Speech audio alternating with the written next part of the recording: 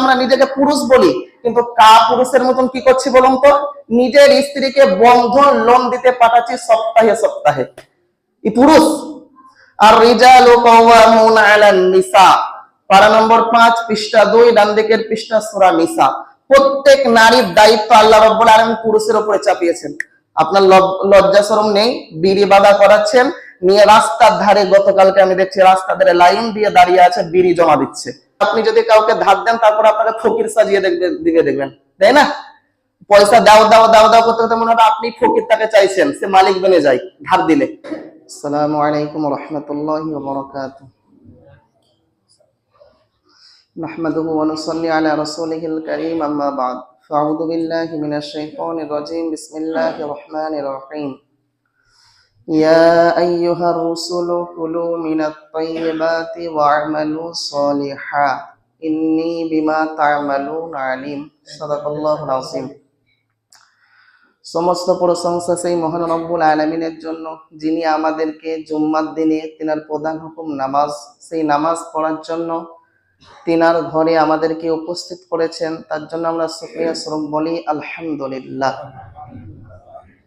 তিনার পরে পরে আমার নবী, আপনার নবী, সারাকুল কায়নাতের নবী, আল্লাহর পরে পরে যিনার স্থান, তিনার উপর শত শত কোটি কোটি দরুদ বর্ষিত হোক। সকলেই বলি সাল্লাল্লাহু আলাইহি ওয়াসাল্লাম। তো দেখুন, আমি আপনাদের সম্মুখে পড়েছি আল্লাহর কোরআন থেকে একটি আয়াত। আয়াতটি পাবেন কোথায়? পারা নম্বর 18 পৃষ্ঠা নম্বর 4 ডান দিকের পৃষ্ঠা। সূরার নাম হচ্ছে মুমিনুন। আল্লাহ রাব্বুল আলামিন রাসূলদেরকে, নবীদেরকে সম্বোধন করে বলছেন, কি বলছেন? ইয়া আইয়ুহার রাসূল। দেখুন, রাসূল, রাসূল একটা শব্দ, সেটা তার আপনার রাসূল শব্দের অর্থ হচ্ছে রাসূল কিংবা নবী। আর এখানে আল্লাহ রাব্বুল আলামিন শব্দ এনেছেন রাসূল।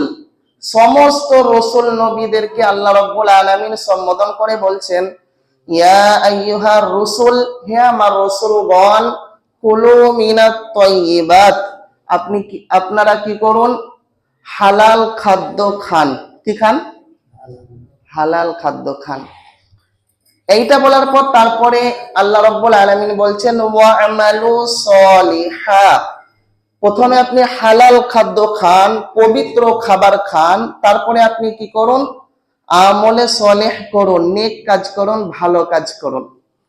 এখান থেকে আপনি মাসআলা পেলেন যে আপনি ভালো কাজ করবেন, আপনি নামাজ পড়বেন, আপনার প্রথমে হওয়া কি দরকার বলুন তো? হালাল খাদ্য। যাকাত দেবেন, এইটাই আপনার, তার আগে হালাল উপার্জন হতে হবে, না হলে দিয়ে কোনো ফায়দা নেই। আপনি হজ করবেন, রোজা রাখবেন, তার আগে কি বলুন? কি? হালাল খাবার খাবা। কিন্তু আমি আপনি কি করছি বলুন? আজকে মুসলমান কি করছে? বড় দুঃখ লাগে। এই আপনার হালে, গতকালকে আমি রাতে আপনার মোবাইল চালাচ্ছি, মোবাইলে আপনার স্ক্রল করতে করতে দেখছি একটা ভিডিও এলো। তো আপনার, তার নাম হচ্ছে তন্ম ভট্টাচার্য। এই বদমাসটা আপনার পশ্চিমবাংলার, আমাদের পশ্চিমবাংলার মধ্যেই। সে আপনার কি করেছে? আল্লাহর নবীকে দেখছে আপনার সরাসরি কটূক্তি করছে, আল্লাহর নবীকে গালিগালাজ করছে, কোরআনকে কোরআন বলছে না, বলছে এটা আল্লাহর কিতাব না, বলে নাউজুবিল্লাহ। তো তারা তো হচ্ছে আপনার নাস্তিক, তারা হচ্ছে বদমাস, তাদের তো আপনার জন্মের ঠিক নেই, তার জন্য সেই কথাগুলো বলছে। আল্লাহর নবীকে আপনার সূরা লাহাব থেকে আপনারা তাফসীর শুনেছেন, তাব্বাত ইয়াদা আবি লাহাব ওয়া তাব, এখান থেকে শুনেছেন। তো নিজের চাচাও তো তিনাকে পাথর মেরেছিল। কি বলছেন? তার চাচিও তো আপনার পাথর নিয়ে যাচ্ছিল যে তার মাথাকে আপনার কি করে দিব? ফাটিয়ে দিব। কিন্তু পারবে বলুন? ইসলামটা হচ্ছে আপনার বীজের মতন। আরে ধানের বীজ নিচে পুঁতেন না, সেটা মরে যায় না, ভালো করে বড় হয়? বড় হয় তো। তো তারা আপনার চেষ্টা করছে, প্রথম থেকে ইসলামের পেছনে আপনার লেগে আছে। এই বদমাশটাই আপনার কি করছে? আল্লাহর কোরআনকে অস্বীকার করছে, নবীজিকে গালিগালাজ করছে। তো মেন কথা হচ্ছে এরা ইসলামটাকে ডুবাতে চাইছে, কিন্তু পারবে বলুন? কি বলছেন? পারবে না। এরা যতটা নিচে নিয়ে যেতে চাইবে আল্লাহ রাব্বুল আলামিন ততটা আরো আপনার উন্নত হবে। তো মেন কথা এখানে বলবেন, কথাটা কেন আনলেন? কথাটা না, দেখুন, তারা তো আপনার নাস্তিক, তারা তো আপনার কাফের, তারা তো ইমানদার না। কিন্তু আমরা নিজেকে বলি ইমানদার, নিজেকে বলি মুসলমান, কিন্তু দেখুন প্রত্যেক বাড়িতে এখন হারাম খাদ্য চলছে, ঠিক কিনা বলেন? লোন কে নিচ্ছে বলুন? মুসলমানরা নেই না নাকি? বন্ধন লোন কে নিচ্ছে বলুন? নেই না। জমি বন্ধক নিয়ে আপনার সেই পরের জমিতে খাওয়া, নেই না মনে হয় আপনাদের এখানে? কি বলছেন?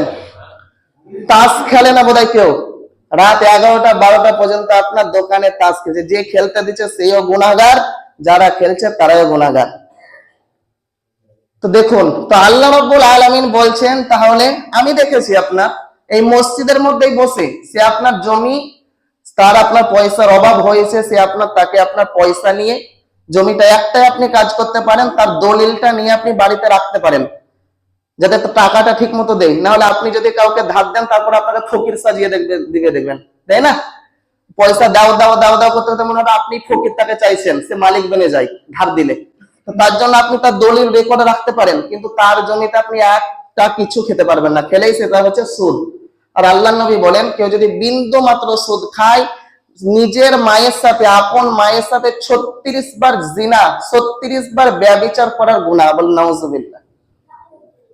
তাহলে এগুলো হয় না বলেন? প্রত্যেক বাড়িতে আজকে আমরা কি করেছি? আমরা নিজেকে পুরুষ বলি, কিন্তু পুরুষের মতন কি করছি বলুন তো?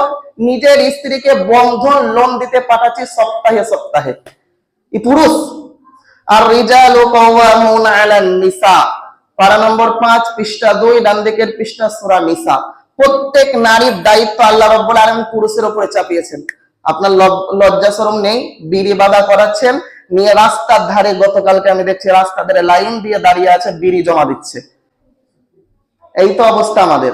তো যে কথা আমি বলছিলাম, আল্লাহ রাব্বুল আলামিন সমস্ত রাসূলগণকে আপনার লক্ষ্য করে বলছেন, কুলু মিনাত তাইয়িবাত, আপনার কি করুন? পাকিজা খাবার খান, হালাল খাবার খান, ওয়া আমালু সলিহা, তারপর আপনি নেক কাজ করুন। নামাজ পড়ছে কিন্তু এই সুদ খাচ্ছে, আমি দেখছি হুড়া মারছে যে আমার সুদের টাকাটা কবে দিবেন। বুঝছেন? এইটা হলো একটা, আল্লাহ রাব্বুল আলামিন সমস্ত রাসূলদেরকে লক্ষ্য করে বললেন। আর একটা দলিল নেন,